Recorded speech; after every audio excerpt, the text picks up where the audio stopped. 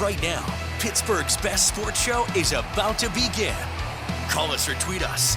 We've got things to talk about on the Ireland Contracting Nightly Sports Call.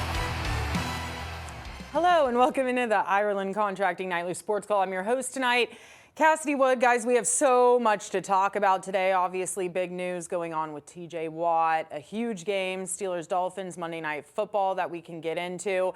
A lot going on with the Pens over the past 24 hours, quite a few moves. Even the Pirates, we had winter meetings this week, so we have a lot to get into. I'm joined alongside Jason Mackey, who's going to break it all down with me here tonight. And, you know, Jace, I want to start first and foremost with TJ Watt and the Steelers, just because this has been the biggest news, I think, all day. It's just kind of a freak accident. I think, you know, dry needling, not many of these pro athletes like doing it in the first place because there is a risk factor there. And then this happens, just kind of a freak accident. And now, you know, your best edge rusher, arguably your franchise player, is going to be out for a huge game on Monday night, where the Dolphins right now are a heavy run team. I mean, they have right now, you know, in Achan, the fourth highest running back, has the most yards in the league. Fourth highest, I should say.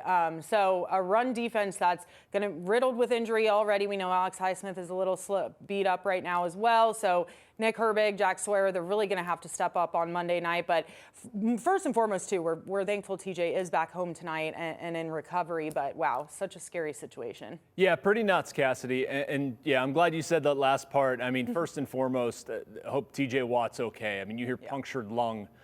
That's pretty serious. That grabs all of us, and I don't care how you got there. I mean, nobody wants a punctured lung. That's crazy and very serious sounding and all that.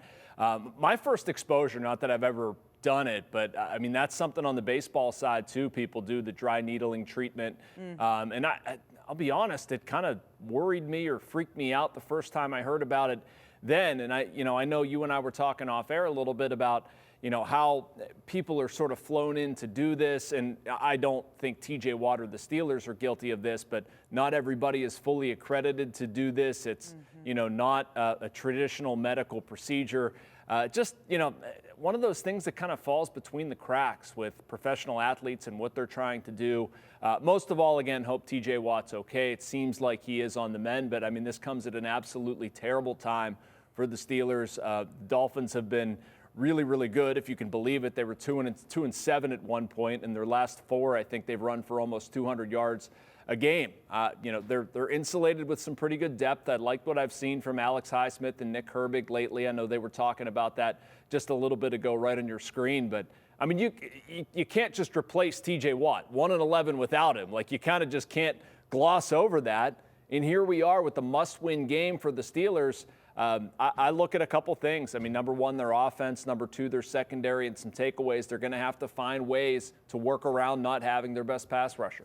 Yeah, and it's going to be so tough for this run defense. I mean, it's just a tough task for them. It's also a double revenge game of sorts. We have Jonnu Smith and Jalen Ramsey going up against their former team, and Minkah Fitzpatrick coming to Pittsburgh for the first time since he was traded away. Minkah is also having quite the season with the Dolphins. He already has a pick, 2 fumble recoveries, I think a forced fumble too. He's been so dominant for them at that nickel position in that slot for them, and it's been really impressive to see. So I got to ask you, who do you think kind of won out of this trade? I mean, I'm still going to go with the Steelers, Cassidy, but not by much. And it should have been a much larger win. I mean, Jonnu Smith's been a gigantic disappointment. I'm not critical so much of Jonnu Smith as I am the usage of him. I'll still give the edge to the Steelers because I like what Jalen Ramsey's been able to do. If not for his versatility and how he's been able to bounce around the defense, I fear for how they would look. And I don't question trading Minkah Fitzpatrick based on the results they were getting. Now, maybe they did not utilize him correctly. I think that's a fair criticism. But they were not getting much from Minkah Fitzpatrick, and you're telling me about a $20 million a year cap hit. I don't know exactly what it is, but it's in that range. I don't want to pay that for what Minkah was giving them. So I think Jalen Ramsey did offer an upgrade, but if I look at the trade at the beginning of it and what I expected to get out of Jonnu Smith, it's been nowhere close.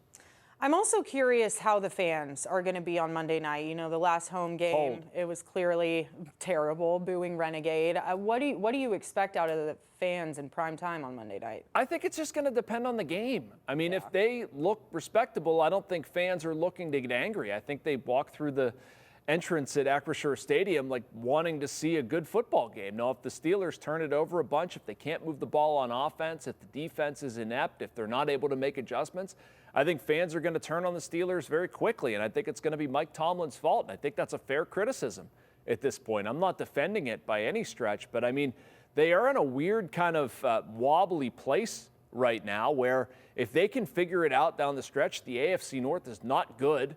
It's perfectly winnable. I don't think a lot of the Ravens, the Bengals, I mean, they've been in the news this week. I don't think they're very good either. The defense is horrible.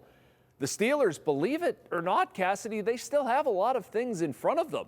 If they can figure it out against the Dolphins, if they can get a little bit of momentum going here for this final stretch, I think fans are going to get behind that. But if they're terrible, I think they're also going to turn quickly. Yeah, and it's just a scary thought. Not only do you not have TJ Watt, you don't have your #1 draft pick, Derek Harmon. Y.A. Black is banged up. There's so many guys on that side of the ball, you know, that are suffering injuries right now. So it's just going to be really difficult for this defense to step up. And maybe we see some guys break out and have an incredible game who we didn't expect before. I mean, James Pierre this season has been so elite. Anytime he's gotten in the game, you know, with Slay now officially gone, he's been so awesome in that role. So maybe we see more guys like that stepping up into these bigger roles, and they're going to need that to happen, especially against this Dolphins run game. Yeah, I mean, that's kind of non-optional, right? Like Y.A. Black is a big one. The Dolphins run game's very good, as you outlined earlier.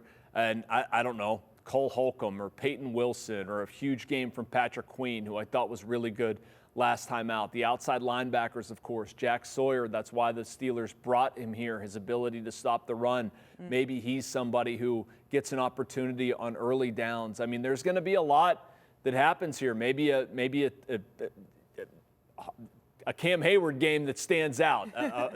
A patented Cam Hayward game, that's what I was looking for. But, you know, just somebody to dominate up front and being able to stop that running game. It is going to be brutal. Oh, yeah. This is our Xfinity tweet of the night. Stuart Skinner's Oilers career is over. Back-to-back Stanley Cup final appearances, a 2.74 goals against average, 904 save percentage, 109 wins, 62 losses, a one-time All-Star, and 7 playoff series victories. So Stuart Skinner is coming here to Pittsburgh in a goalie swap. Tristan Jarry is headed to Edmonton. And, you know, this trade was really interesting, Jason, because Jarry, he's been such a saga here in Pittsburgh for about a decade. And, you know, this last season especially, he had a couple great years, kind of fell off in 2022. Those following 2 years, not the best. And then this last season, he was sent down to the minors and brought back up and performed well at the end of last season.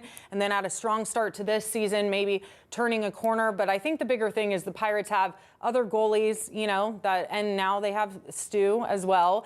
And I think on paper, on its face, it looks like kind of a win-win scenario. But for you, how do you grade this trade for the Pens and also the Oilers? A+ for the Penguins, Cassidy. I love it. I think it's fantastic. I thought Kyle Dubas did excellent for himself. I mean, not only did he not retain any money for Tristan Jarry, he got a couple important pieces back. Stuart Skinner, you saw on your screen there, I mean, has been a very, very good goaltender. I don't think a lot of Artur Shilovs at this point, but I also don't want to rush Sergei Murashov from the American Hockey League if he's not ready. If he is ready, that's great. You can make a place for him. I want to bring him up when he's ready and not before that. But in the meantime, Stuart Skinner can play. He can play pretty well. He's kind of found his game a little bit. I was up in Cranberry today. Kyle Dubas was talking about things trending in a much more positive direction for Stuart Skinner. He's going to have the nets, and we will see what he's able to do in Pittsburgh. If he performs well, maybe the Penguins can offload him at the trading deadline and get something back. Brett Kulak is a defenseman. He's been steady. He's played with really good players. Maybe he's somebody they can put next to Chris Letang. An interesting piece. He's played a bunch. He played nearly 24 minutes in Edmonton's run to the Stanley Cup final last year, and they got a second-round pick in 2029 while not retaining money, and they traded Tristan Jarry, somebody whose performance has obviously been very volatile. great all around for Kyle Dubas. I love it.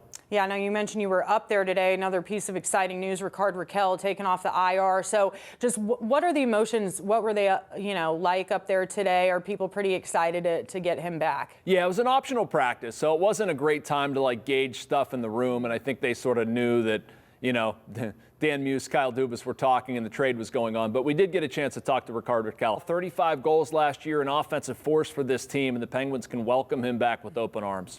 Yeah, now pretty interesting, too. Tristan Jarry sent to Edmonton, but will turn around and come back here to Pittsburgh on Tuesday.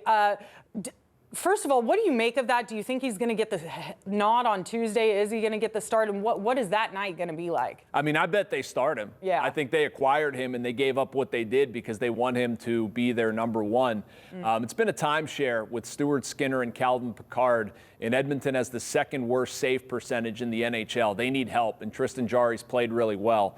They're back-to-back on Saturday, Sunday, off Monday. They play Tuesday here in Pittsburgh. I'd expect Jarry to get the start. I don't think it's not going to be a Marc-Andre Fleury type of ovation. People aren't going to pour their emotions out, but I hope he gets some applause. I hope people respect and understand what Tristan Jarry's gone through.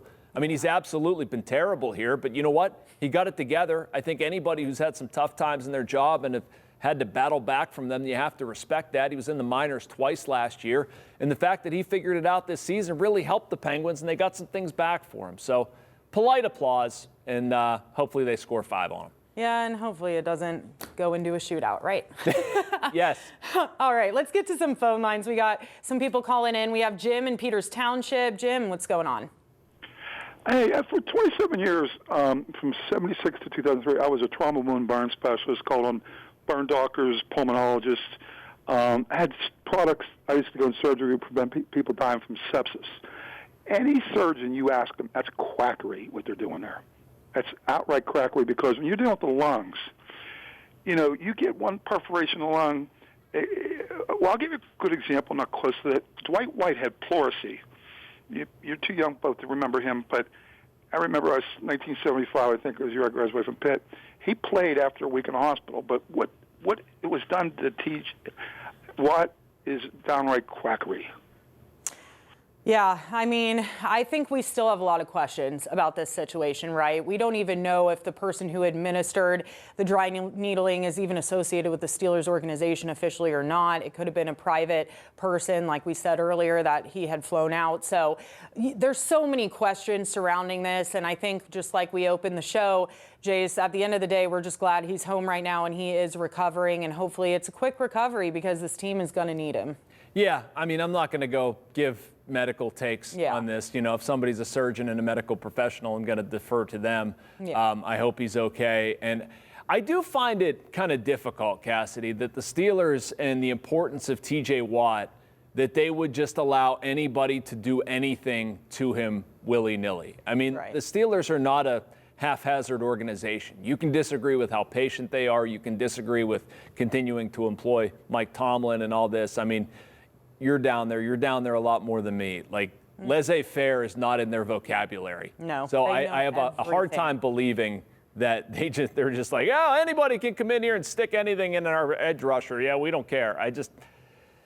You can dislike the procedure, but quackery might be a little bit far from it. Yeah, I agree with you there. They know every little thing that's going on in that facility. So no one's getting their hands on their best edge rusher without them knowing. You'd hope not. And Jace as well, Pirates, winter meetings this week. A lot of scuttlebutt around this team lately. Is it legit, or is it all just smokescreen? Cassidy, I think it's legit. I mean, I have the same concerns that a lot of the agents that I talk to in Orlando have. I mean, I'll believe it when I see it.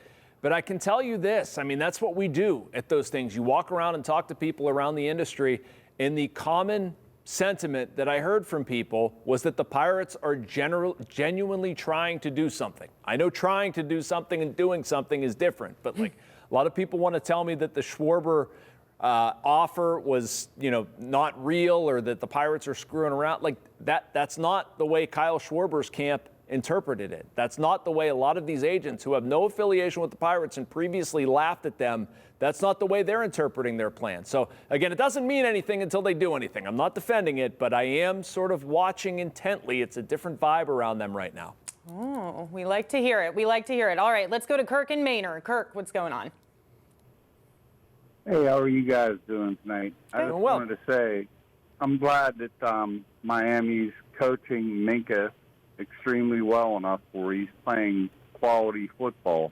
And do you think he was undercoached in Pittsburgh when he? I don't think he was necessarily undercoached, maybe not used in the right way, I would say. Clearly, he's fitting a role in Miami that he wasn't able to fit here. So, like we said at the top of the show, Jason, it's a win-win situation, I think. I think both teams have benefited from this trade, and we'll see it in real time when they go head-to-head on Monday night. Yeah, I think you said it perfectly, Cassidy. He was misused here. I mean, they were playing him 20, 25 yards off the ball. Get him closer to the line of scrimmage and allow him to make plays, and Miami's done that. Yeah, definitely. And like we talked about a little bit ago, too, I'm just so curious to see how the fans are going to be in Acrisure on Monday night, because it hasn't been great these past couple games, and hopefully they can turn it around, and especially this Monday night. It's a big, big game, guys, because they have a gauntlet after this, and so they're going to have to pull out a win Monday. And like we said, I just don't know how you can do that with the run game that they have and the rush defense that is going to be lacking inevitably on Monday with these injuries. Yeah, but you know what, Cassidy? I thought they actually took some steps forward last game. I know the running game was bad. I know they only ran for, 34 yards, something like that. I mean, that is inexcusable. But you're actually throwing the ball downfield a little bit. You're actually getting DK Metcalf involved. I thought it was the best game Aaron Rodgers has played. I thought he looked really good.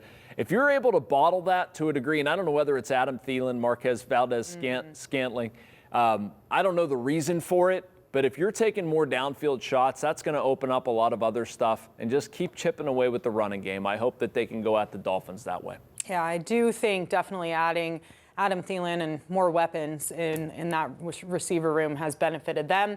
All right, guys, final poll. Did the Penguins do the right thing by trading away Jari? Yes, overwhelmingly, 89%. So I think we all agree here in Pittsburgh, and we'll see him again on Tuesday night, which is so crazy. Like, what a turnaround. But all right, Jason, thank you so much for joining me tonight. Guys, thanks for watching. I'll see you tomorrow night with Jason.